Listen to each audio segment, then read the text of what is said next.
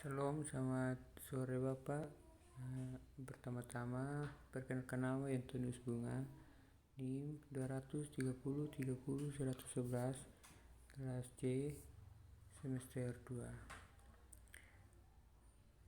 Saya ingin membahas hasil review saya dari judul buku Teori Sosial Klasik dan Masyarakat Modern.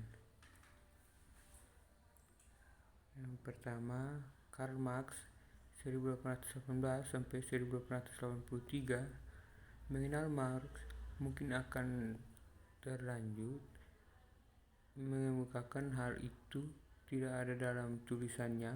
Tulisan-tulisan yang ia sajikan merupakan cetak biru detail seorang sosialis atau komunis utopia.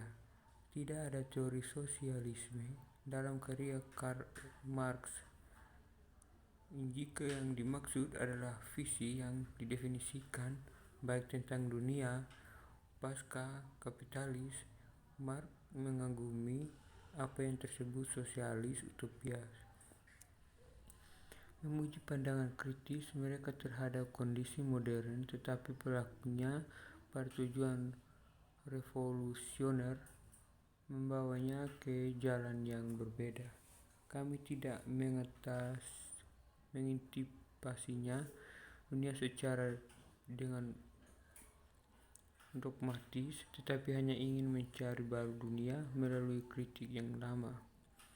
Tugas utamanya, katanya, tidak untuk membangun model masa depan yang fantastis, tetapi untuk bekerja menuju masyarakat baru melalui kritik kejam terhadap semua yang ada. Inilah tepatnya kami mengemukakan dalam Marx.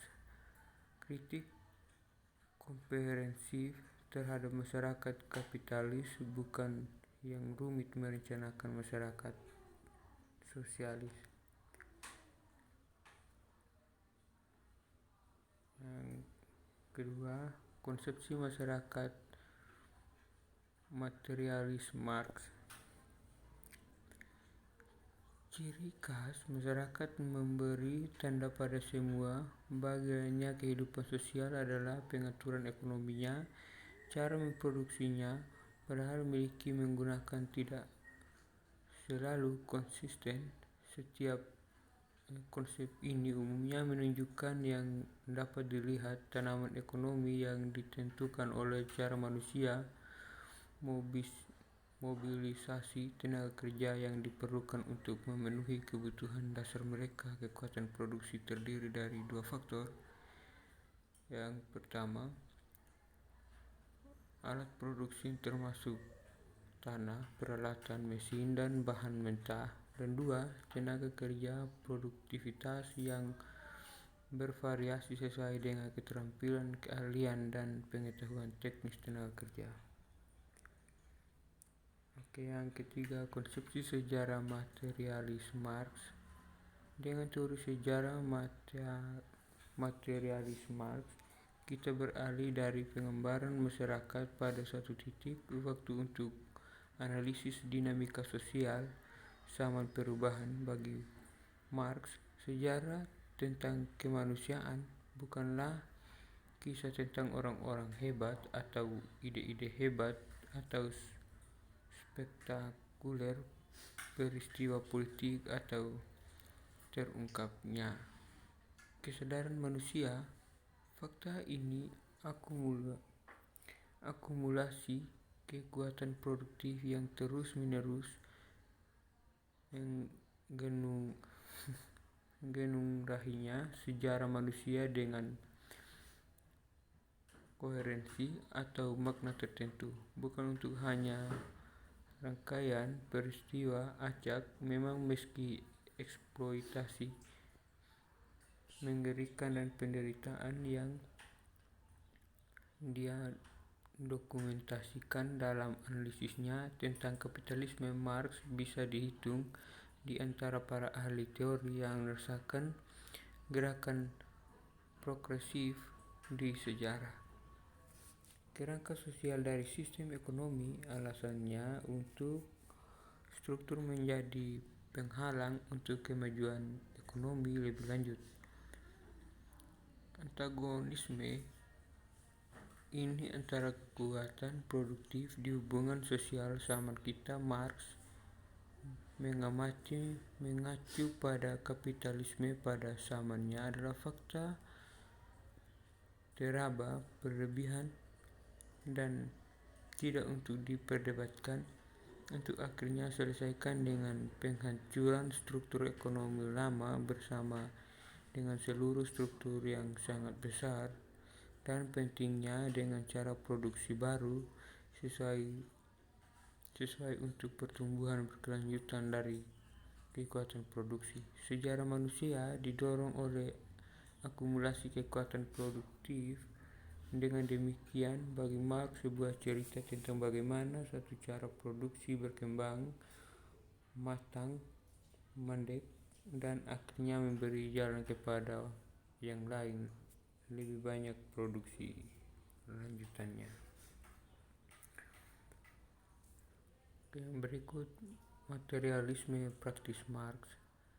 Hasil dari materialisme semacam itu adalah salah satu dari merevolusi dunia yang ada, tidak hanya membebaskan orang dari ide-ide yang salah, tapi secara praktis memahami dan mengubah hal-hal yang ditemukan. Misi politik yang kebenaran tidak begitu banyak untuk mengubah pemikiran yang ada datang dalam perjalanan perjuangan politik, melainkan untuk menghapuskan kondisi yang menulis dalam praktis objektif. Cara Marx berkata, pada saat bersama merupakan ekspresi yang penderitaan nyata dan protes terhadap penderitaan sejati. Agama adalah dasar tentang makhluk yang bertindak sentimen, dunia yang tidak perasaan, dan jiwa kondisi tanpa jiwa. Menyerang agama dengan cara sendiri adalah salah arah. Ini hanyalah gejala respons dan dapat dimengerti untuk masalah yang lebih mendasar, yaitu keadaan menyedihkan dari dunia nyata yang ada benar-benar mendesak. Tugas itu praktis memerangi penderitaan dengan memberontak melawan tak berperasaan dunia. Dengan demikian, perbedaan dengan banyak filsuf sesamanya yang percaya bahwa kritik terhadap agama adalah inti dari kritik yang benar, Marx mengusulkan pendekatan materialisme yang lebih praktis untuk menggantikan kritik terhadap surga dengan kritik terhadap bumi. Yang berikut produksi komoditas kapitalis. Kelangsungan hidup manusia membutuhkan produksi barang yang mampu memuaskan kebutuhan. Kami menanamkan makanan untuk dimakan, menjahit pakaian untuk dipakai, dan menulis buku untuk dididik dan menghibur. Nilai perubahan suatu komoditas membentuk ekuivaliansi kuantitatif proposisi nilai guna untuk jenis-jenis dipandangkan untuk nilai guna jenis lain. Dalam berkarakter ekonomi, misalnya, solusi salmon dapat ditukar dengan 1 ayam atau 2 pisau atau 3 selimut. Rasio ini yang timbul dari transisi yang beberapa banyak pada waktu dan tempat tertentu. Satu komoditas bernilai relatif terhadap komoditas lain. Satu komoditas dapat ditukar secara langsung dengan komoditas lainnya. Ikan dan unggas, di mana uang suatu beberapa ekuivalen moneter seperti emas digunakan sebagai alat tukar, prosesnya pada dasar tetap sama.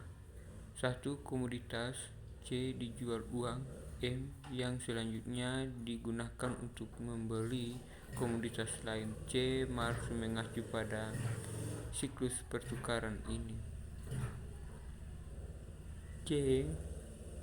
MC sebagai sirkulasi sederhana dari komoditas. Misalnya, kita mungkin membayangkan keluarga petani menjual apa saja barang-barang pertanian yang mereka hasilkan melebihi apa yang mereka butuhkan untuk mengkonsumsi segera, dan menghabiskan uang mereka diterima untuk membeli bahan bangunan, peralatan pertanian, pakaian, dan kebutuhan lain yang tidak mereka produksi.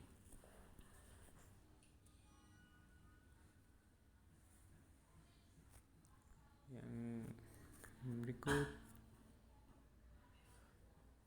teori nilai tenaga kerja. Satu profesi, mereka melalui berbagai penurutan dan bahkan memberikan apel dan jeruk sebanding bahwa mereka adalah hasil kerja manusia. Lebih tepatnya, mereka adalah produk dari tenaga manusia abstrak. Dengan ini, Marx berarti tenaga kerja secara umum diukur dalam suatu waktu menghabiskan operasi spesifik yang membedakan satu jenis pekerjaan, misalnya menjahit, dari yang lain, misalnya pertukaran kayu. Nilai komoditas jelasnya tidak ditentukan oleh kuantitas tenaga kerja yang sebenarnya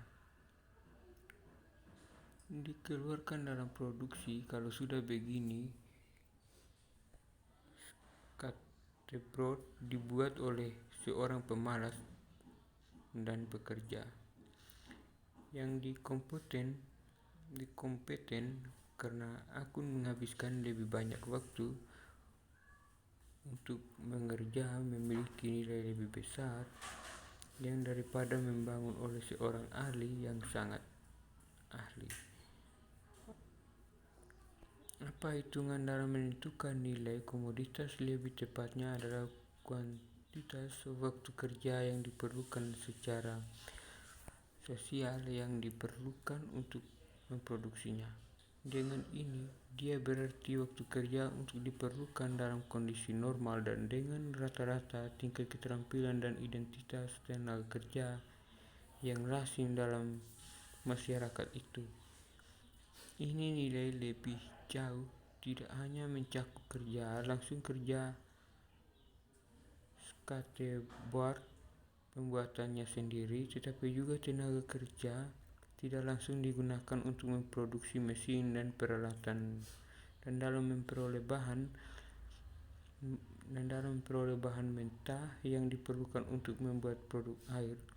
Singkatnya, esensi kerja Marx yang disederhanakan teori nilai adalah pertukaran komoditas menurut tenaga kerja, rata-rata waktu yang dibutuhkan untuk memproduksinya dalam kondisi produksi normal.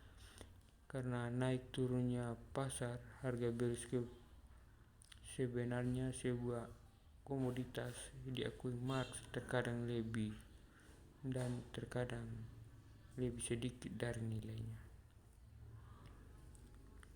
Oke, itu saja. Sekian dan terima kasih.